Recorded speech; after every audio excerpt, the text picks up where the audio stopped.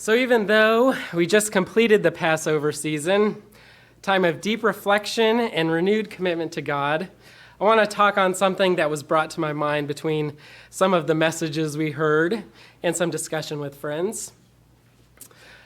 I want to thank my good friend John for letting me take his message and put some additional use to it.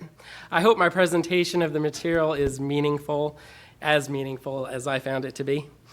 So for those who like titles, this message is called Tear Down the High Places. God invites us each to put out sin during the removal of leaven for Passover. And then we strive to live a sin-free life for 7 days, purposefully taking in righteousness each day. During that time, we may accidentally take in some sin from something we eat without thought, or often finding hidden sin in various places that we never thought to look. And it might have been a very obvious location, one that we may have even cleaned.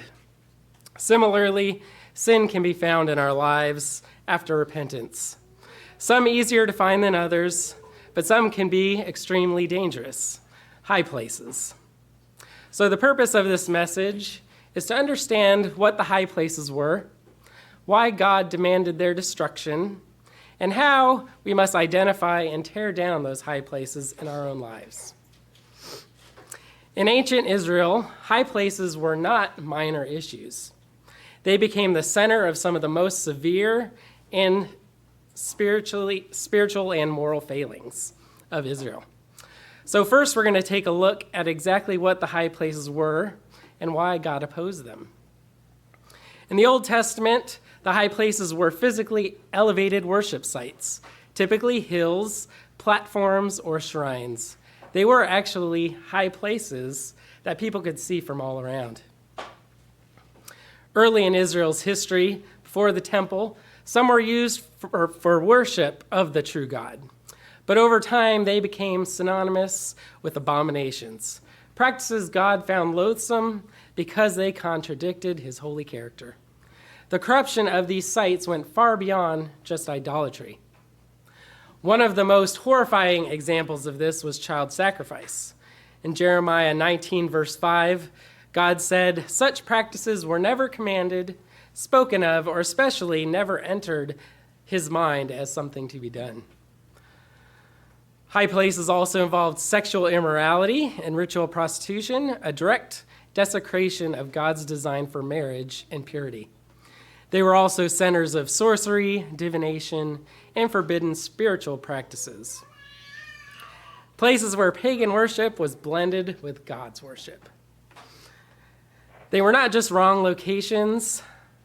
They represented rejection of God's authority, a violation of exclusive worship, moral corruption, and self-willed religion. Now, these high places showed how far misplaced worship can drift when it replaces God's anointed ways. Continuing high place worship by the people meant we will approach God our way, not his. And that is why God commanded their complete destruction. However, we can continue to see a pattern with Israel. Even with most of the good kings, the high places remained. Scripture repeatedly says this of otherwise righteous rulers. They did what was right, but the high places were not removed. Kings like Asa, Jehoshaphat, and Joash brought reforms, restored worship, and sought God, yet they still tolerated the high places. And why? Because they were tradition, convenient, accepted and adored by the people, and also gradual compromises. Brethren, high places rarely feel like urgent priorities to address. They feel tolerable even. If you want to turn to Deuteronomy 12, verse 2, we will see what God says to do with the high places. It's Deuteronomy 12 and verse 2. It says, "You shall utterly destroy all the places where the nations which you shall dispossess serve their gods on the high mountains and on the hills and under every green tree. And you shall destroy their altars, break their sacred pillars, and burn their wooden images with fire. You shall cut down the carved images of their gods and destroy their names from that place. When the scripture said, but the high places were not removed, measuring the kings against what God said in Deuteronomy 12, God recorded these actions as failures because tolerated compromise will corrupt our relationship and connection with him. So let's take a look at a couple of the kings who tore down the high places completely. In contrast, scripture highlights only two kings of Judah who acted decisively. In 2 Kings 18, verse 3 through 5, that's 2 Kings 18, verses 3 through 5, talks about Hezekiah. And he did what was right in the sight of the Lord. He removed the high places and broke the sacred pillars, cut down the wooden image, and broke the pieces of the bronze serpent that Moses had made. He trusted the Lord God of Israel, so that after him was none like him among the kings of Judah. Notice that sequence. He trusted God, therefore he removed the high places. That trust in God removes the spirit of compromise. Even the bronze serpent, originally commanded by God, had become an idol. So Hezekiah destroyed it. That is a powerful thing to ponder. Even something once good must be torn down when it begins to compete with God and take the place of wholehearted worship. Mr. Diggins talked a little bit about Josiah on the last day of unleavened bread. So let's take a look at him in 2 Kings chapter 23, verses 13 through 15. 2 Kings 23, 13 through 15. Now Josiah was King Hezekiah's great-grandson, and Manasseh and Ammon came between them, which were both evil kings. So verse 13 says, the king defiled the high places, which Solomon, king of Israel, had built, for Ashtaroth, for Chemosh, and for Milcom. And he broke in pieces the sacred pillars, cut down the wooden images, and filled their places with the bones of men. Moreover, the altar that was in Bethel, he broke down and burned the high place and ground it to powder. So notice the intensity of those words.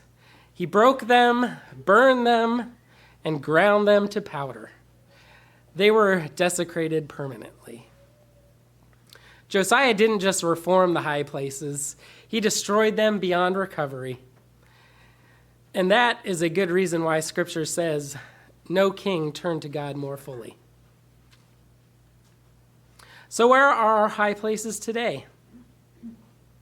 The high places are obviously not hills or altars, but sadly our human nature can still find ways to build high places, whether physically or spiritually.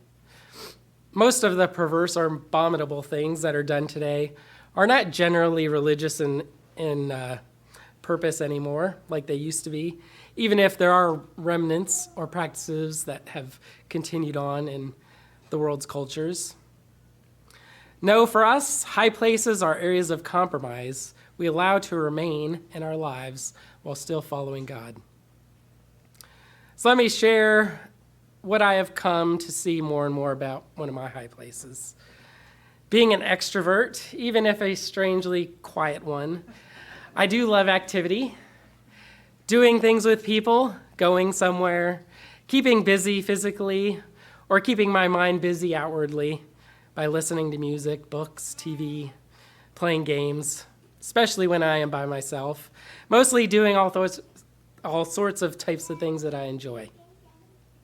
But I do have to admit that often I do these things to the detriment of my relationship with God and family sometimes. These are the priorities that he commands first. And while these may not look like open sin, for me it is often not putting God first like I should be. So brethren, what is a modern day high place? It is something that is elevated in our heart that competes with God. And why do we keep our high places? The reasons are similar to why ancient Israel did. Sometimes they feel necessary, sometimes productive. Sometimes they're normal or even seem harmless. And maybe we just enjoy doing them. But high places represent self-will, approaching life our way instead of God's way. So in conclusion, let's look at one more sobering truth about the high places of Israel that should give us pause. For centuries, the high places did more than coexist with true worship. They did, in fact, replace it. And almost all the kings of Judah kept the high places in place. 100% of the kings of Israel kept them. So when Josiah finally tore them down and restored the Passover in 2 Kings 23, and also it shows the same in 2 Chronicles 35, it says, "Surely such a Passover had never been held since the days of judges who judged Israel." Imagine that.